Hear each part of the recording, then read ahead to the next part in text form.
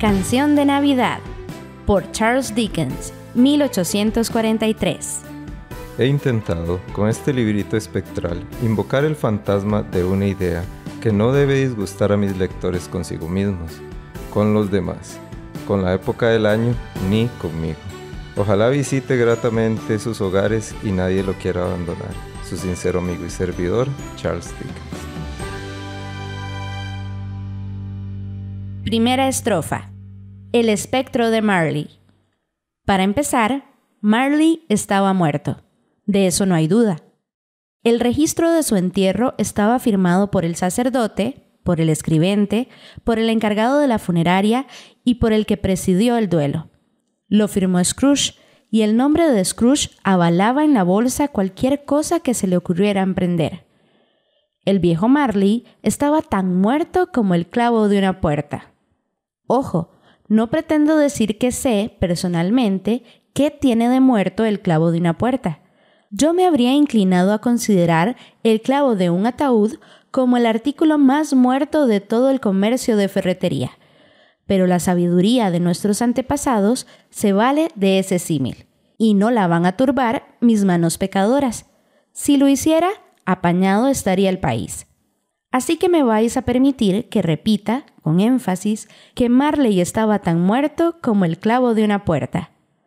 ¿Lo sabía Scrooge? Por supuesto que sí. ¿Cómo no lo iba a saber? Scrooge y él habían sido socios durante no sé cuántos años. Scrooge fue su único albacea, su único administrador, su único sesionario, su único heredero, su único amigo y su único acompañante en el entierro. Sin embargo, Scrooge no se dejó anonadar por el triste acontecimiento, pues el mismo día del funeral se mostró como un excelente hombre de negocios al conseguir celebrarlo por una verdadera ganga. Esta alusión al funeral de Marley me retrotrae al punto de partida. No cabe duda de que Marley estaba muerto. Hay que tener esto muy claro, o de lo contrario, no veréis nada prodigioso en la historia que voy a contar. Si no estuviésemos totalmente convencidos de que el padre de Hamlet había muerto antes de empezar la obra, no nos extrañaría que diese un paseo nocturno por sus propias murallas, con el viento del este, y tampoco tendría nada de particular el que un señor maduro saliese a dar una vuelta temerariamente después de anochecer por un paraje ventoso, por St. Paul Churchyard, por ejemplo, con la expresa intención de asombrar al espíritu impresionable de su hijo. Scrooge no cubrió con pintura el nombre del viejo Marley. Allí permanecía, años después, sobre la puerta de su almacén. Scrooge y Marley. La empresa era conocida como Scrooge y Marley. La gente que visitaba por primera vez el negocio llamaba a Scrooge unas veces Scrooge y otras Marley. Pero él respondía a los dos nombres. Le daba igual. Pero Scrooge era un auténtico tacaño, un viejo y codicioso pecador que agarraba, estrujaba, arrancaba, arrebataba y despojaba. Era duro y afilado como el pedernal, del que ningún eslabón había logrado sacar jamás una chispa de generosidad, y cauto, cerrado y solitario como una ostra. Su frialdad interior acartonaba su viejo semblante, congelaba su nariz puntiaguda, secaba sus mejillas, embaraba su paso, enrojecía sus ojos, amorataba sus labios delgados y volvía acerada su voz chirriante. Una gélida escarcha le cubría la cabeza, las cejas, la hirsuta barbilla. Siempre llevaba consigo su baja temperatura. Helaba su oficina en los días de bochorno y no se deshelaba ni un grado en Navidad. Poco influía en Scrooge el frío y el calor externos. Ningún calor lo calentaba, ningún tiempo invernal lo enfriaba. Ningún viento era más crudo que él. Ninguna nevada era más firme en sus propósitos. Ningún diluvio menos sensible a la súplica. No había mal tiempo que lo dominase. Solo en un aspecto podían presumir de aventajarlo la lluvia, nieve, granizada y selliscas más intensas. A menudo cedían generosamente, mientras que Scrooge no lo hacía jamás. Nadie lo paró nunca en la calle para decirle con gesto alegre: Querido Scrooge, ¿cómo le va? ¿Cuándo viene a visitarme? Ningún mendigo le imploró una limosna. Ningún niño le preguntó la hora. Ningún hombre o mujer le pidió una sola vez que le indicase en qué dirección se iba a tal o cual sitio. Hasta los perros de los ciegos parecían conocerlo, y aunque lo veían aparecer, tiraban de su dueño hacia los portales y los patios, y movían el rabo como diciendo: Vale más no tener ojos que andar ahogando, desventurado amo. Pero, ¿qué le importaba todo esto a Scrooge? Era precisamente lo que le gustaba: abrirse paso por los atestados caminos de la vida, manteniendo a distancia toda humana simpatía. Era para Scrooge lo que suele llamarse el no va más de las delicias. Un día, el mejor de todos los días del año, el de Nochebuena, estaba el viejo Scrooge atareado en su oficina. El tiempo era frío, desapacible, riguroso. Había niebla además, y oía pasar a la gente por la plazuela jadeando, golpeándose el pecho con las manos, pateando en el empedrado para entrar en calor. Los relojes de la ciudad acababan de dar las 3, pero ya estaba oscuro por completo. No había habido luz en todo el día, y en las ventanas de las oficinas contiguas resplandecían las velas como rojizos manchurrones en el aire denso y oscuro. La niebla se colaba por los resquicios y los ojos de las cerraduras, y era tan espesa en el exterior que aunque la plazuela era una de las más estrechas, las casas de enfrente eran meros fantasmas.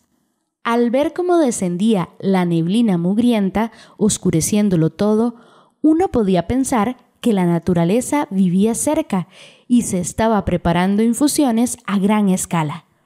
Scrooge tenía abierta la puerta de su despacho a fin de poder vigilar a su escribiente, que, un poco más allá, en un lóbrego cuartucho, una especie de tabuco, copiaba cartas.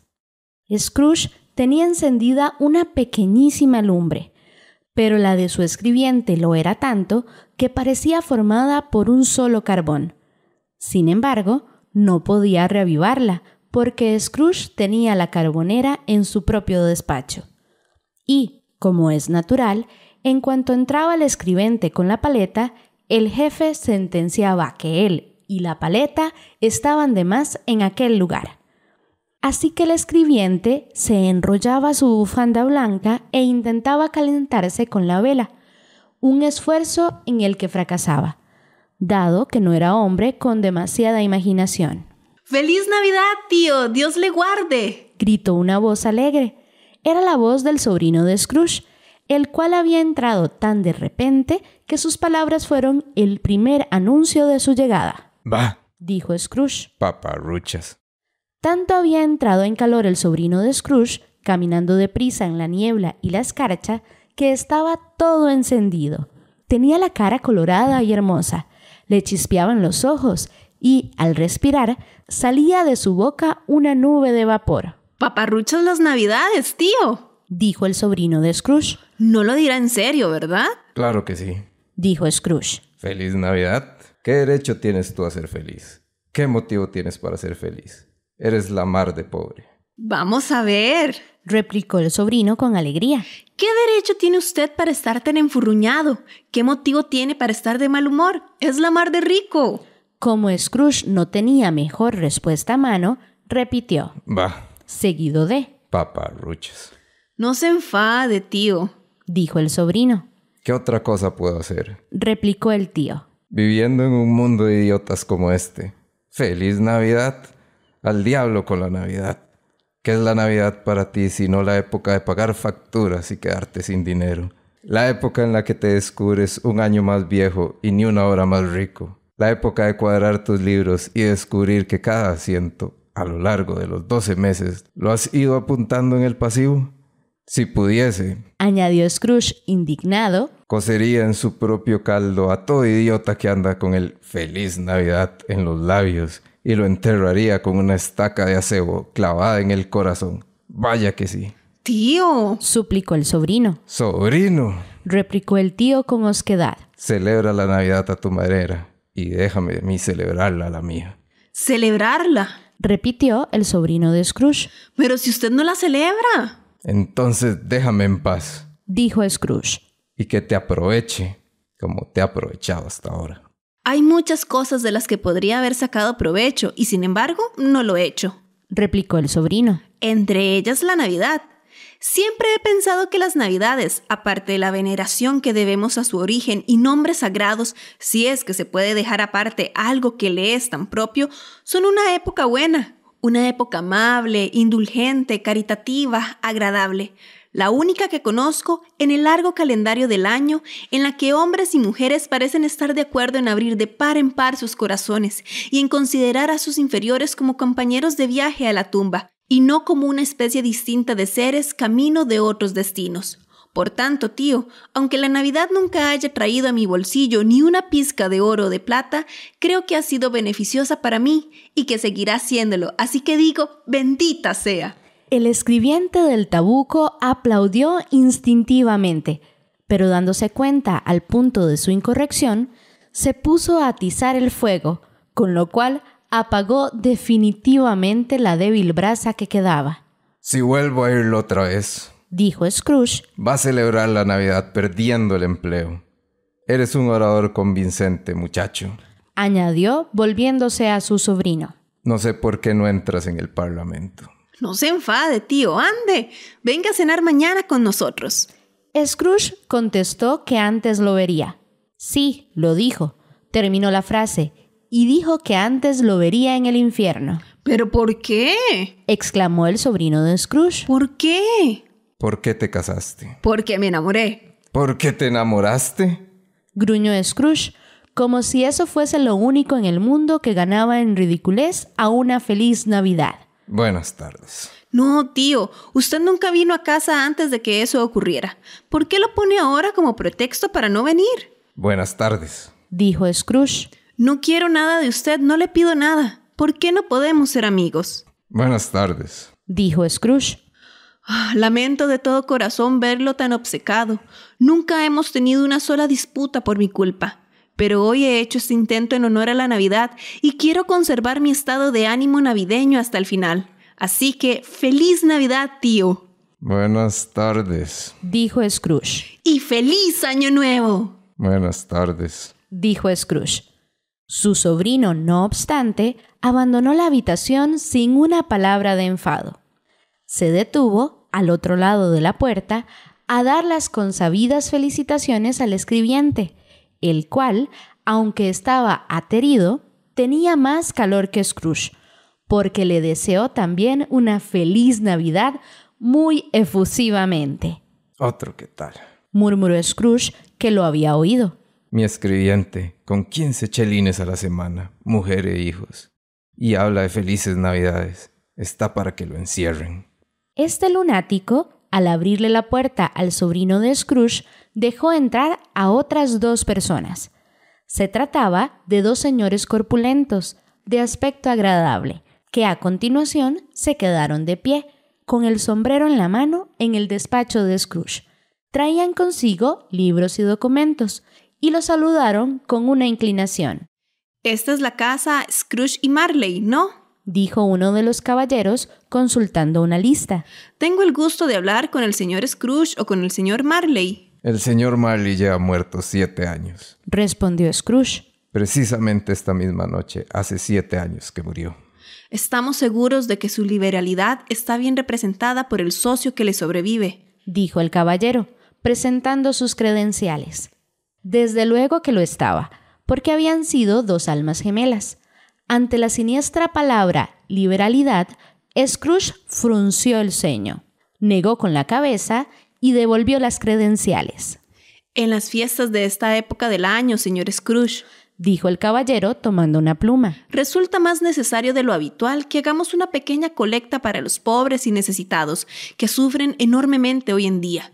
Miles de ellos carecen de lo imprescindible y cientos de miles no tienen cubiertas las necesidades más elementales, señor. ¿No hay cárceles? Preguntó Scrooge. Muchas cárceles, dijo el caballero dejando la pluma otra vez.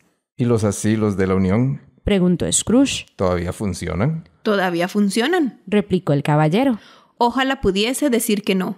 ¿Y siguen en marcha los molinos de sangre y la ley de los pobres? Dijo Scrooge. Ya lo creo, señor. Ah, por lo que ha dicho al principio, creí que había pasado algo que interrumpía su beneficioso funcionamiento. Dijo Scrooge. Me alegra mucho saber que no ha sido así. Convencidos de que esas instituciones apenas aportan consuelo cristiano al cuerpo o al alma de las gentes, respondió el caballero, algunos de nosotros estamos tratando de recaudar fondos para comprar a los pobres alimentos, bebida y medios para calentarse. Hemos escogido esta época porque, entre todas las del año, es aquella en que más se siente la necesidad y más alegra la abundancia. ¿Qué cantidad le anoto?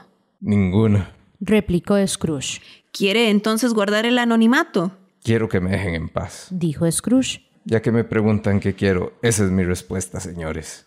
No me divierten las Navidades y no voy a contribuir a que se diviertan los haraganes. Yo colaboro en el sostenimiento de las instituciones que he citado.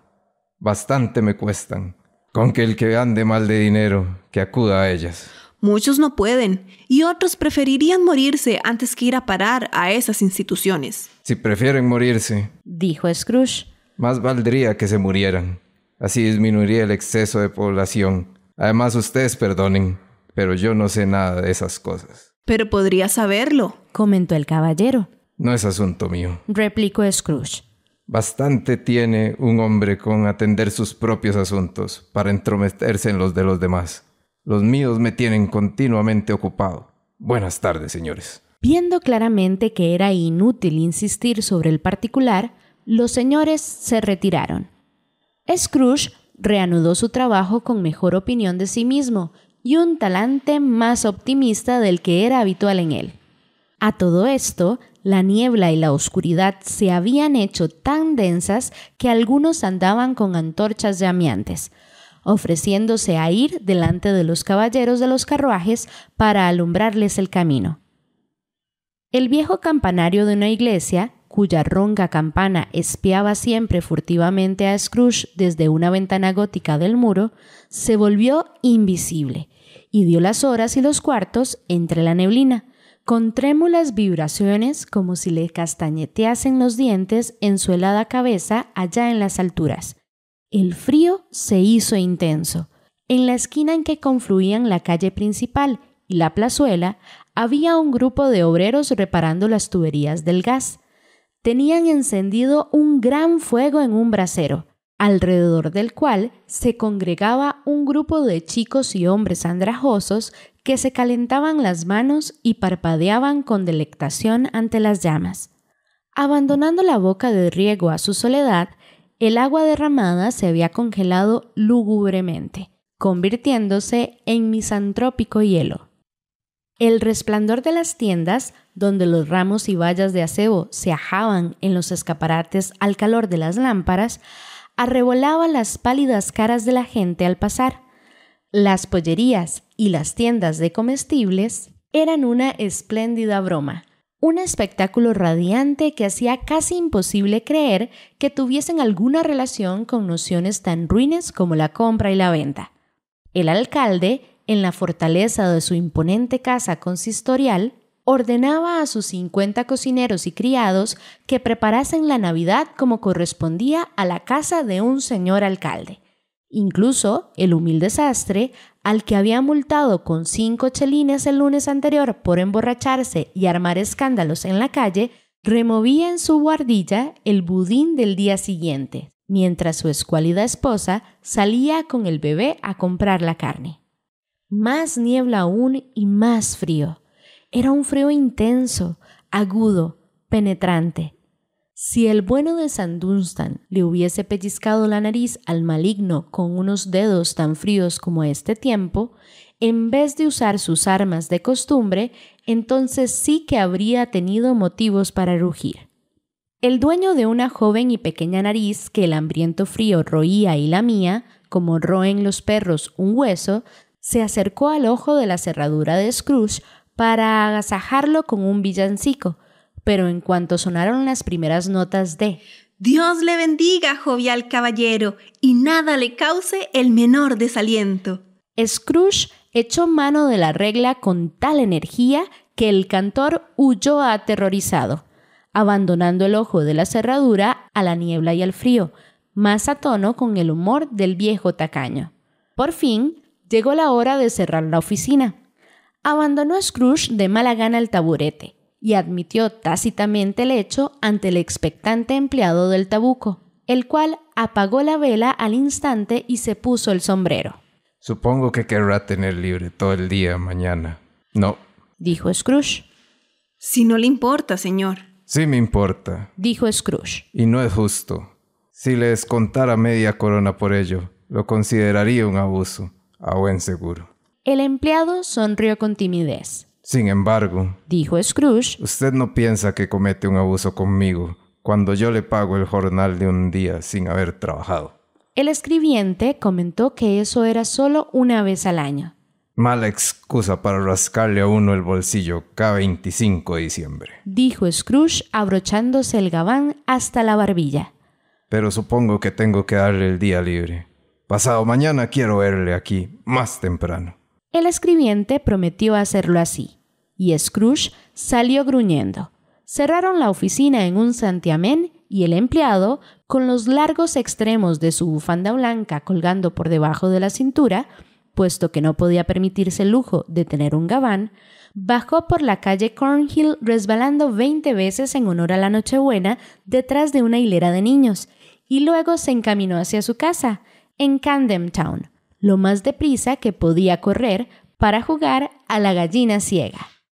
Scrooge tomó su melancólica cena en su melancólica taberna de costumbre, y después de leerse todos los periódicos y de distraerse el resto de la velada con el libro de cuentas, se marchó a su casa a acostarse.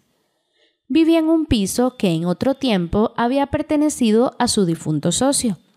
Era un piso lóbrego de un edificio bajo, situado al final de un callejón, donde encajaba tan poco que uno no podía por menos de imaginar que había llegado allí de pequeño, jugando al escondite con otros edificios, y había olvidado por dónde se salía.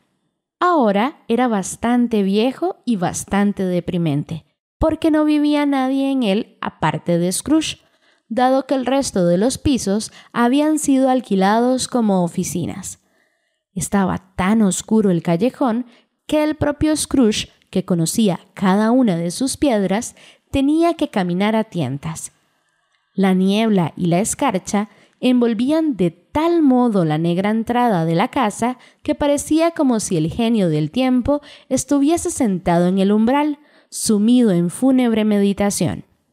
Ahora bien, es evidente que la aldaba de la puerta no tenía nada de especial, aparte de ser muy grande.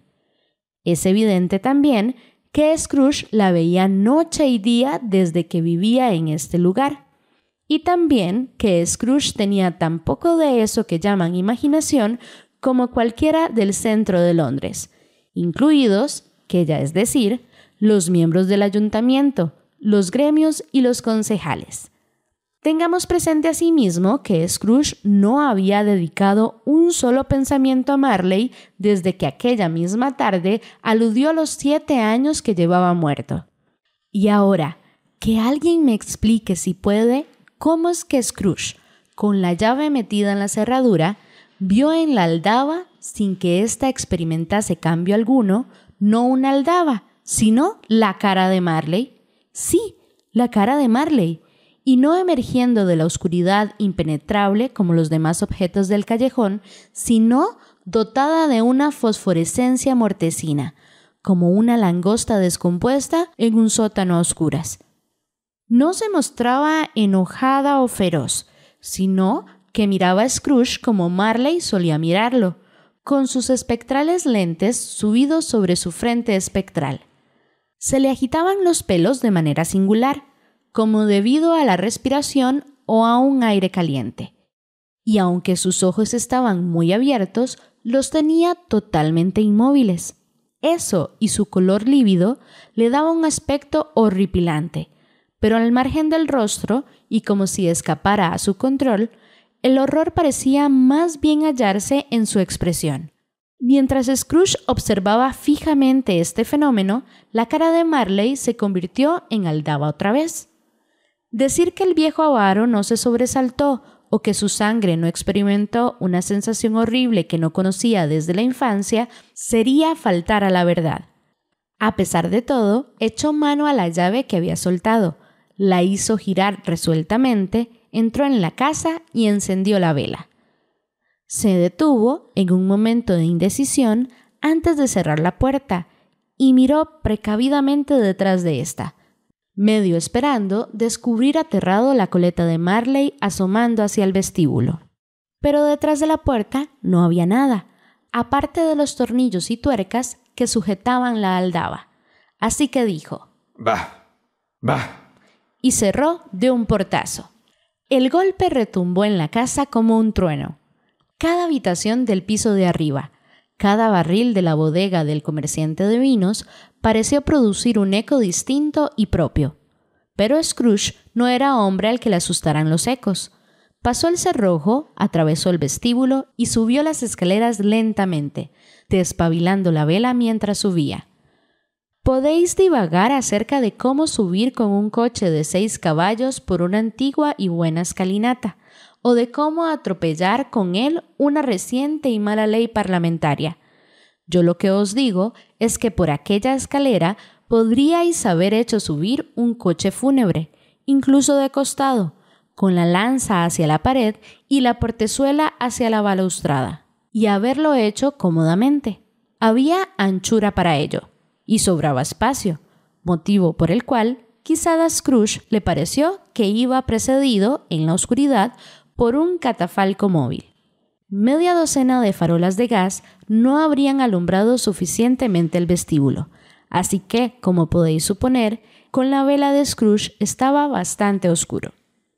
Scrooge subía sin que todo esto le importase un comino. La oscuridad es barata, así que le gustaba.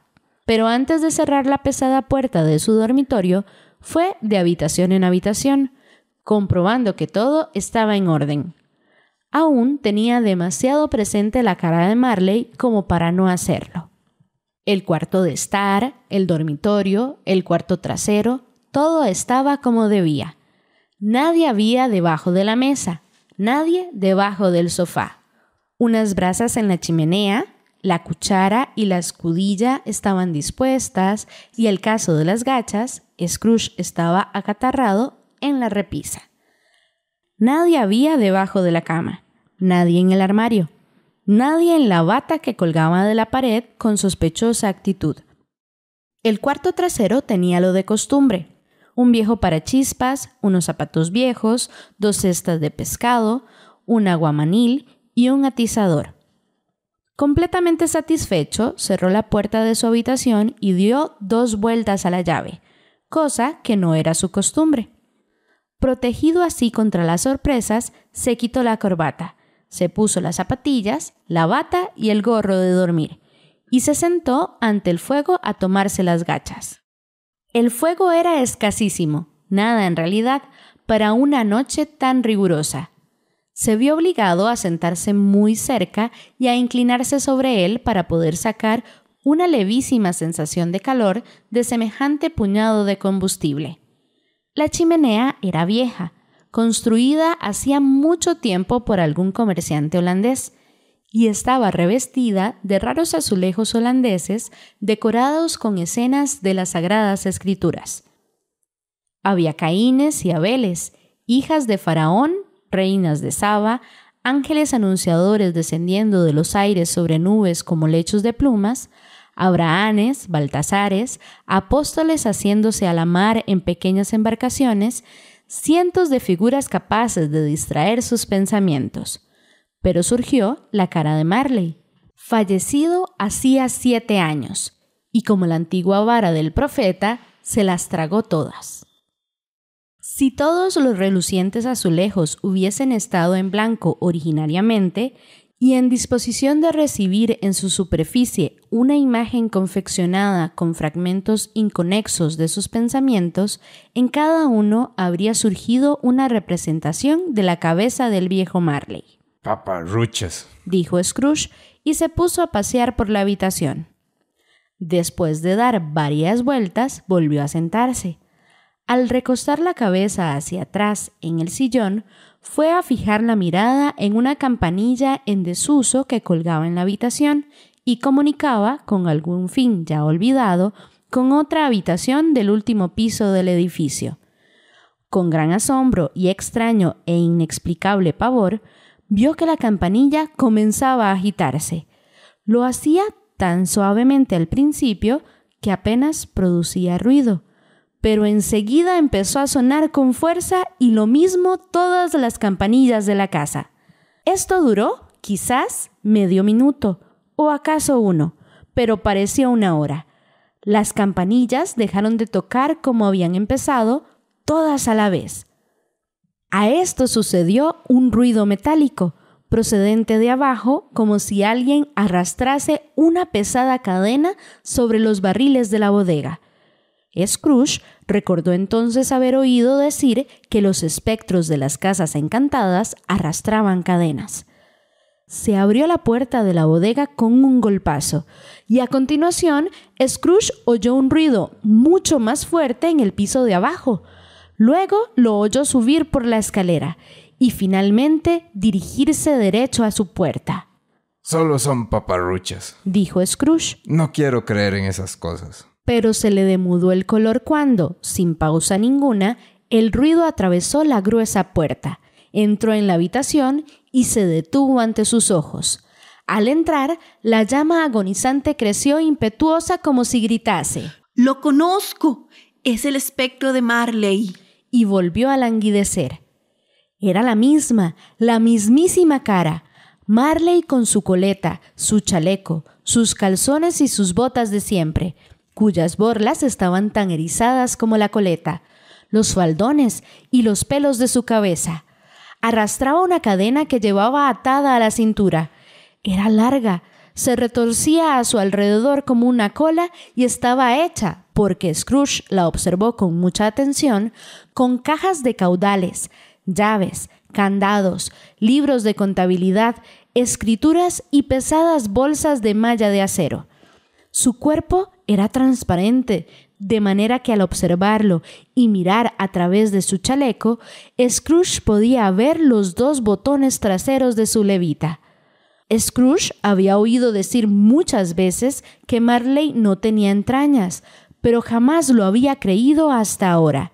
De hecho, tampoco lo creía ahora, aunque miraba al fantasma de hito en hito y lo veía de pie ante él, aunque sentía el espeluznante influjo de sus ojos vidriosos y observaba el tejido mismo del pañuelo que llevaba atado alrededor de la cabeza y la barbilla, una envoltura de la que no se había percatado antes.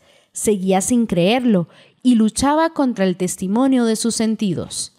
Pero bueno, dijo Scrooge, cáustico y frío como siempre. ¿Qué quieres de mí? Muchas cosas. Era la voz de Marley, no cabía duda. ¿Quién eres? Pregúntame quién fui. ¿Quién fuiste entonces? Dijo Scrooge alzando la voz. Eres muy quisquilloso para actuar como una aparición. Iba a decir para hacer una aparición, pero juzgó más conveniente emplear esa otra expresión. En vida fui Jacob Marley, tu socio. ¿Puedes sentarte? Preguntó Scrooge, mirándolo dubitativo. Claro que puedo. Entonces, siéntate. Scrooge se lo preguntó porque no sabía si un espectro tan transparente estaba en condiciones de tomar asiento, y pensaba que, si le resultaba imposible, quizá tuviera que dar una explicación embarazosa. Pero el espectro se sentó al otro lado de la chimenea como si estuviese completamente habituado a ello. No crees en mí, comentó el espectro. No, dijo Scrooge. ¿Qué prueba quieres para demostrarte que soy real, además de la de tus sentidos? No sé. Dijo Scrooge. ¿Por qué dudas de tus sentidos? Porque, dijo Scrooge, cualquier cosa les afecta. Un ligero trastorno de estómago los engaña. A lo mejor no eres sino un trozo de filete mal digerido, o un grano de mostaza, o una pizca de queso, o un pedazo de patata mal cocido. Hueles más a salsa que a sepultura, seas lo que seas. No tenía Scrooge mucha costumbre de hacer chistes, ni se sentía en el fondo con ánimo para bromas, ni mucho menos.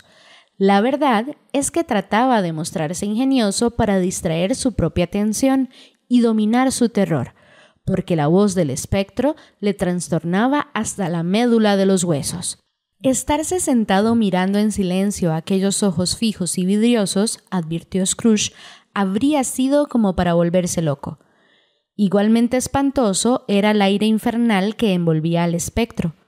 Scrooge no llegaba a percibirlo, pero era evidente que estaba allí, porque si bien el espectro permanecía inmóvil en la silla, su pelo, sus faldones, sus borlas seguían agitándose como si recibieran el vapor caliente de una estufa.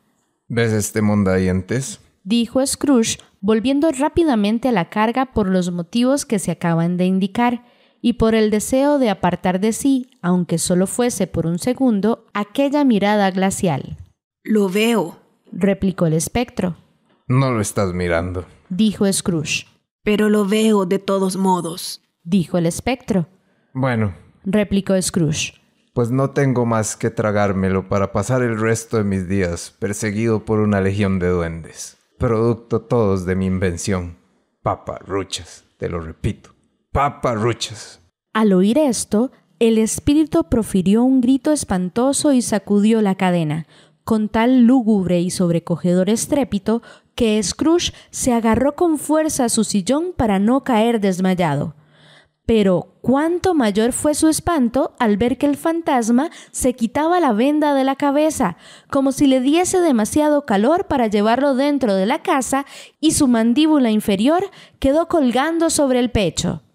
Scrooge cayó de rodillas y juntó las manos ante su cara. ¡Piedad!, dijo. Horrible aparición, ¿por qué vienes a turbarme?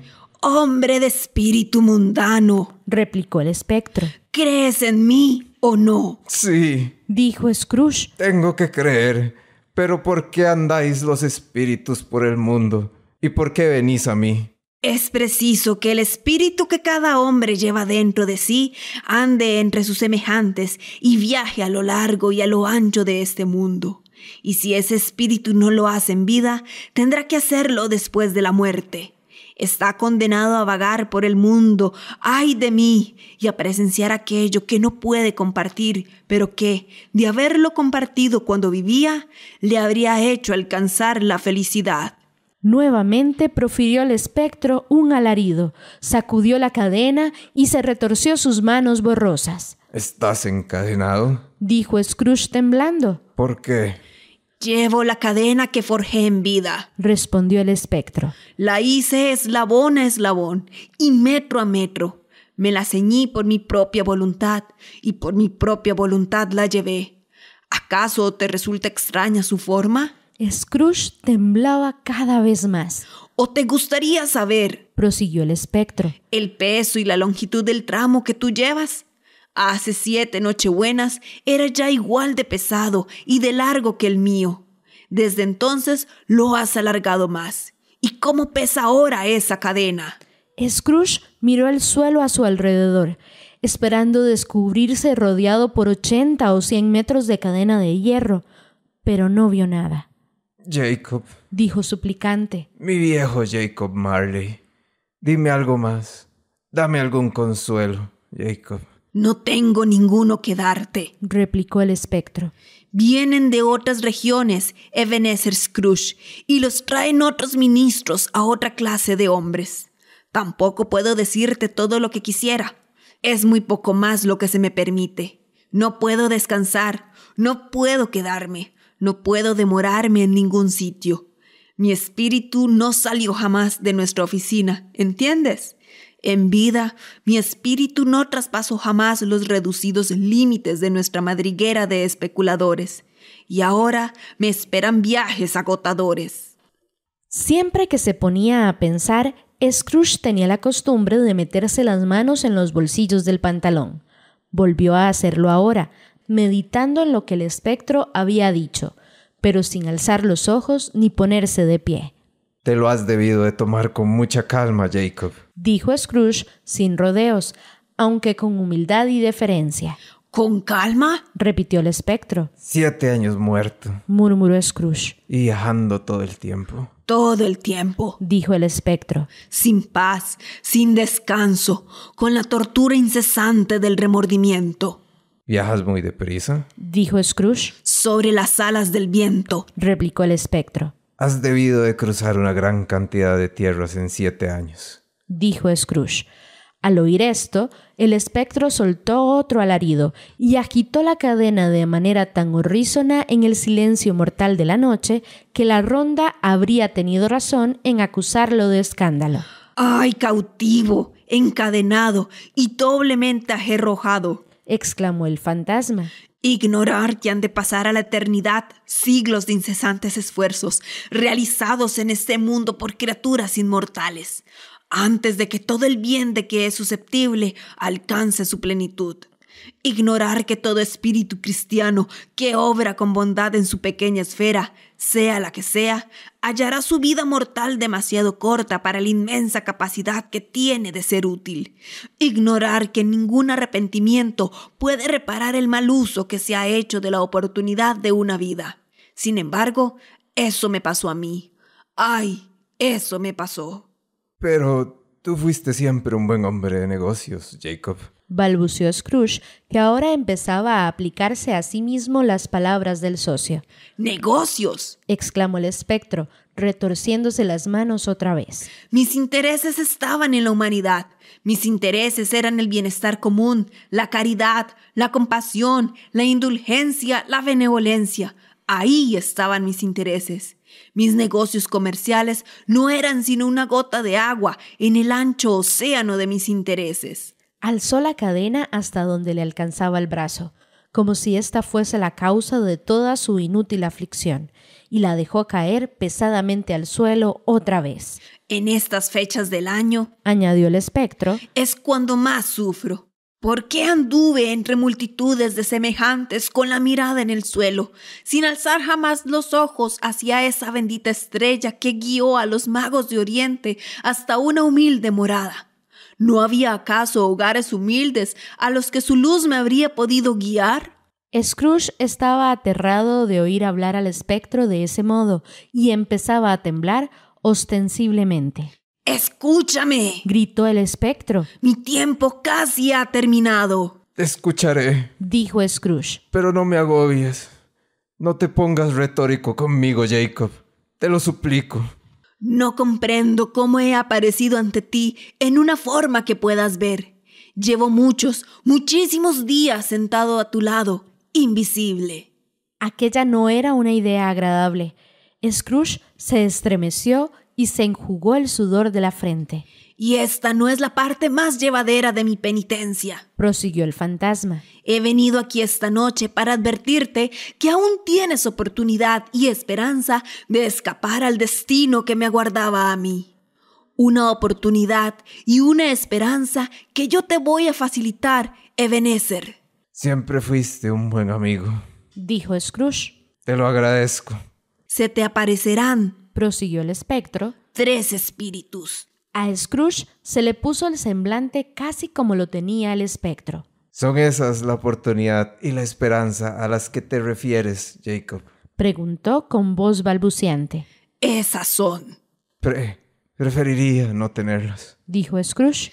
Sin su visita, dijo el espectro, no tienes posibilidad de apartarte de la senda que yo recorro. Espera al primero de ellos mañana, cuando la campana dé la 1. ¿No podría recibirlos a todos juntos y acabar de una vez, Jacob? Sugirió Scrooge. Espera al segundo a la noche siguiente, a la misma hora. Al tercero, a la otra noche, cuando deje de vibrar la última campanada de las 12. Procura no verme más y procura, por tu propio bien, recordar todo lo que hemos hablado. Dichas estas palabras, el espectro tomó su pañuelo de la mesa y se lo ató, como antes, alrededor de la cabeza. Scrooge se dio cuenta de ello por el ligero repiqueteo de dientes que Marley produjo al juntar las mandíbulas con la venda. Se aventuró a levantar la vista otra vez y vio ante sí a su sobrenatural visitante en actitud erguida, con la cadena enrollada alrededor del brazo. La aparición retrocedió, apartándose de él, y a cada paso que daba, la ventana se abría un poco, de manera que cuando el espectro llegó a ella, estaba abierta del todo. Marley hizo señas a Scrooge de que se acercara, cosa que éste hizo. Cuando estuvieron a 2 pasos el uno del otro, el espectro de Marley alzó la mano, advirtiéndole que no se acercase más.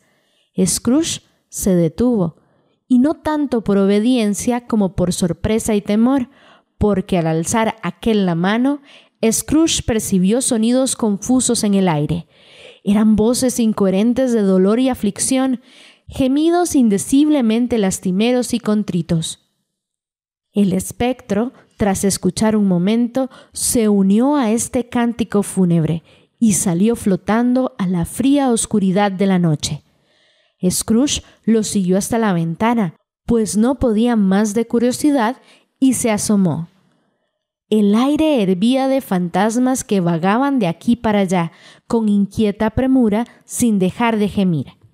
Cada uno llevaba su cadena como el espectro de Marley. Algunos, quizá autoridades culpables, iban sujetos unos a otros.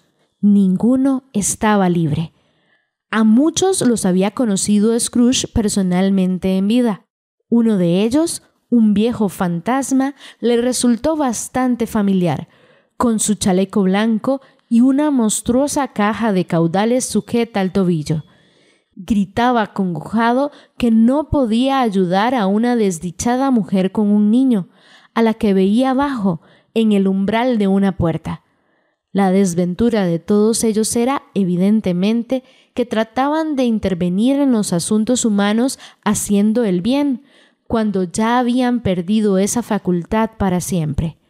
No llegó a saber si estas criaturas se disolvieron en la niebla o si la niebla las envolvió a todas. El caso es que desaparecieron junto con sus voces fantasmales, y la noche volvió a quedar como la había visto cuando regresaba a casa.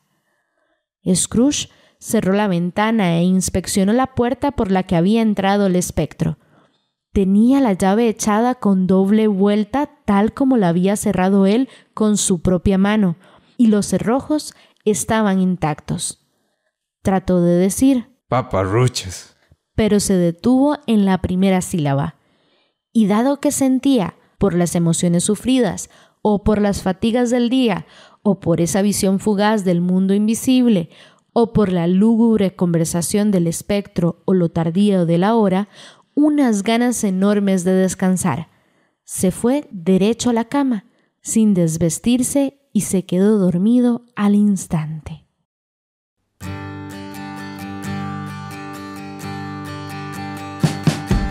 Canción de Navidad por Charles Dickens. Esta es una producción de Página Cero con las voces de Pamela Jiménez como narradora, Ricardo Ruiz como Scrooge y Ángela Arias como todos los demás personajes.